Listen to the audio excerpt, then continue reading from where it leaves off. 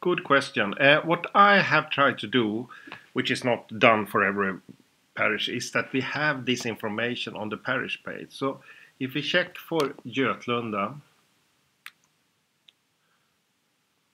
then you have Götlunda here. And if I have done my work, which I haven't, I have, then we have C Götlunda U. And then we have all the information on this one. So here I have done with a template links. So here you have the map, here you have the name register from Sophie, and I'm today speaking with them to get them to understand this semantic web better. Then your archives available, which is cool, but you also have the administrative history. And the history, församling U, R is Skaraborg. So then we click on this one. So here you have the information. And then LAN. So the answer is this. So I'm not skilled in this, but then there has been a county called Närke Värmland. You have one called Örebro, and then Närke Värmland, then Örebro, and then Västmanland. And I guess, see if you can duplicate this. You have the same information on this Swedish page.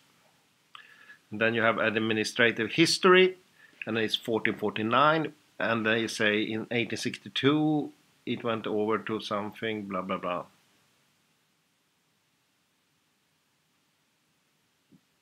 And here they say the county of Örebro moved over to Västmanland. But they also reference here, klicka på församlingsposter, that's the same what I say. I think I stole the concept from them. And what you can do is maybe translate to history. English. So the concept is, what I do, which I think is rather cool, is that I try to speak with Chris to get a better structure, but I think we are not, is that I have done this template, so then just adding the name, the page name in Wiki, the page name in Digital Museum. Also I have a dialogue with them. Here is to have a Swedish unique code, here it's a county code called something. And then you have this Sophie code and so on. So the idea, the concept is that we easy could change. And for example, we have 1 month ago we had 700 links that were wrong in the name register, but it was fixed in 5 minutes. So here you have all the places. But my answer to your question is like this. And video is coming.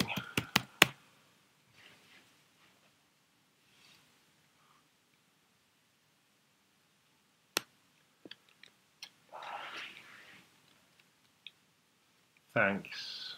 What you have also over here is all the this is the archives that the National Archive has.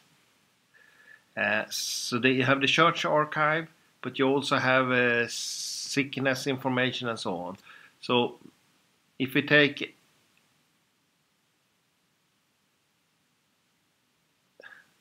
here, you have a Kåsätra gård, so that's a house, and that is kept in Uppsala, and it's 10 centimeter the size of the archive. So it's about that place. What we do is see if we can steal this one.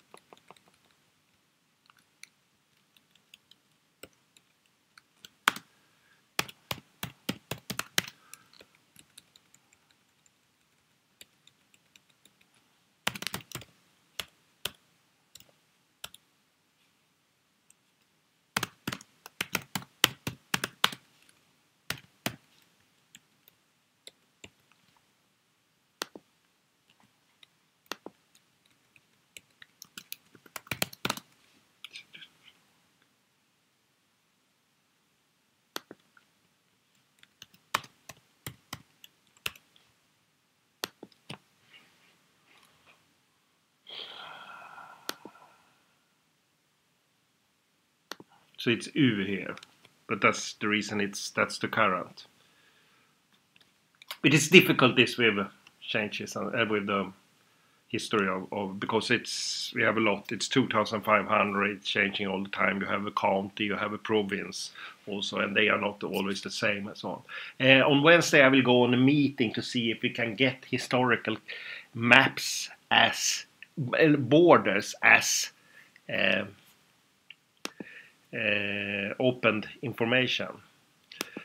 So what you have, maybe I've shown this before, is that you go to Götlunda, and then we go over to Götlunda U, and then we check parish map, and then it's a Swedish map, and I asked them that we could get the border directly, but they haven't listened to my request. So now I zoom out, and then I click on kartinställningar, and then I click on socken, that's parish, and then we can see the border. But because the problem, we have something like this in since 1500 or something like that. So here you can see the border. So then we have Götlunda here, and it's rather static. So that's the reason you, as a genealogy person, would like to trust those, because you didn't change so much. What happened that you changed what it belonged to, what county and so on. But the size of those are rather stable. But they, as always, it's 2,500, so they are not stable all the time. And the cool thing here is, for example, I did a lot of research down here, I think, in this area. A little research. Dammtorps up here. Is that you have a house remaining. So this is a database of remainings. So here you can see that you have a remaining from a house which is middle age, 10,012 and so on. But you also have much younger. And this is the old. This is not an old one. That one is a house, a small farming place. It was not on the map 1862, so it must be before that time. And then you can look. Oh, it's not. You need to move like that, and then you can kartinställningar and then ortofoto. Then you get a rather good. So down here it should be a house torp, and I have found things, house remainings of people have been helping people researching in Wikitree. So I think maybe if we are lucky, no.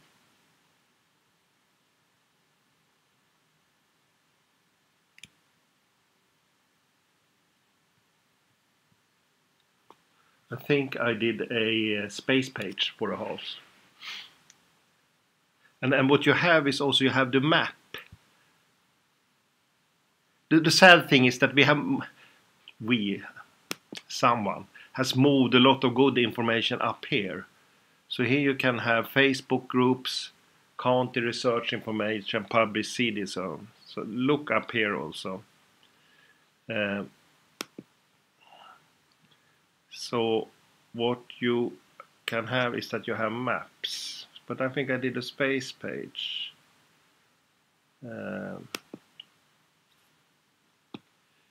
Free space page profile, and that was about this area.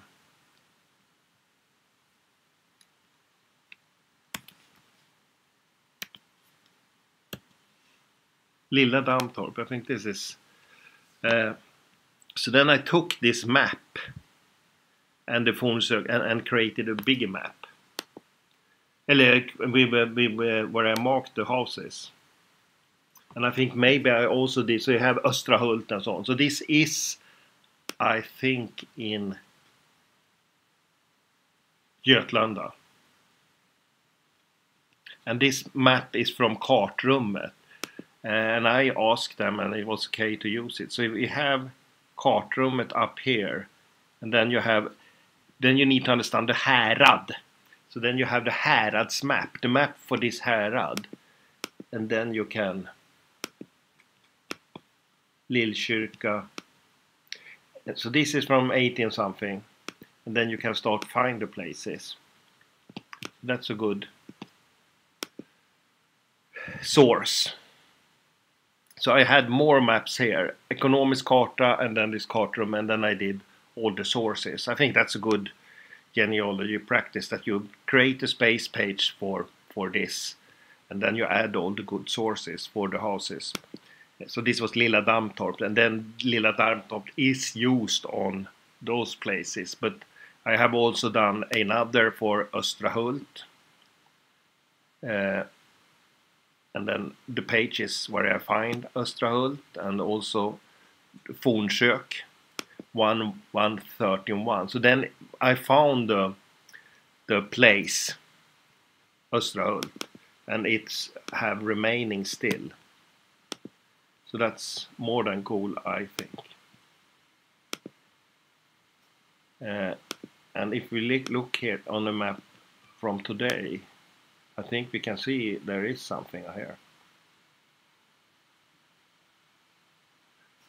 I was 2 weeks ago, I was at Munktorp,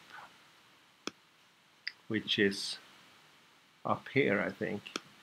You travel from Västerås and then you move over to Götlunda. Now it's down.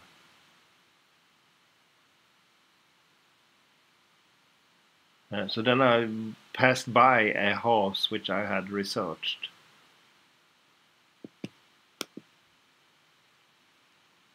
Racksäte.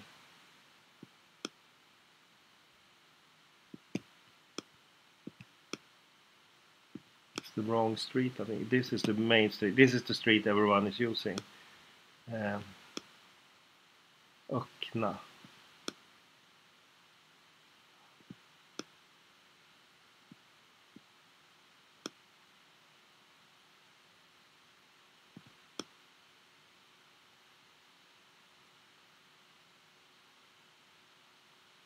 Munktorp was the name.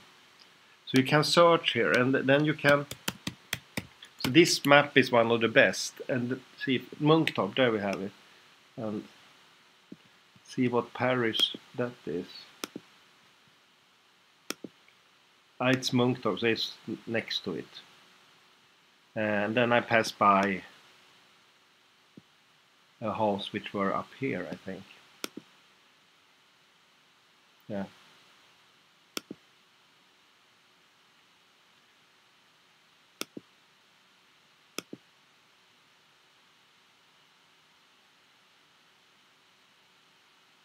So this was a soldier house. Down here. It's make fun. And then you have also old historical maps. I haven't found a good way to link to it. So historiska kartor is historical maps. And that is the one. And then you need to understand Swedish geography again. So then you go, maybe you can select English. What the language? Yiddish. Normally it's not so much on English, but here you have it. And then you have to understand, this is awful to navigate in. So then it's county, which is the current county, Västmanland, and then you have to understand, and here I'm lost.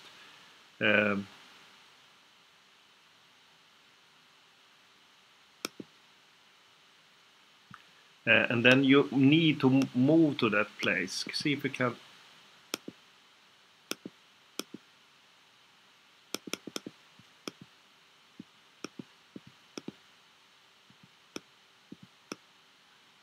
So the problem here is they have restricted the search. Should we be good to see if we can find it?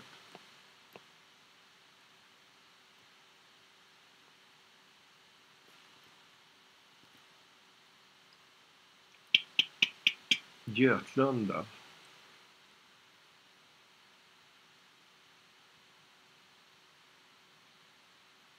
I thought maybe they say it here. Tingslag, domsag, kommun. Glanshaug, Arboga is the one. So then we go to Arboga. Then we have to select Arboga is down here. And then I think what we are looking for is down here. Then you need to zoom in to a level that's don't get too many hits. So I think I was doing the research up here. I'm not sure. And then you zoom in and then you push search to big size. So then we zoom in again. And then you get the historical maps. So this is the maps from 1814 to 1905. Here you have documents that skifte is when they split the land.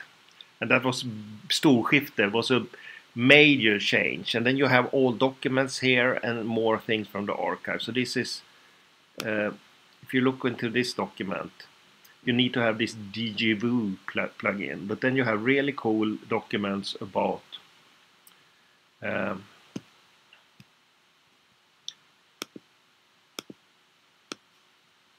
lucky you have a map, and then if you are hardcore, which I'm not, and if you don't understand Swedish, this is even more hardcore. But then you can see here is the different houses, I think, and how big they were. Because the land was so important at that time. My guess is that this is one of the most important documents. So now I'm zooming away. Good. A long answer to a question.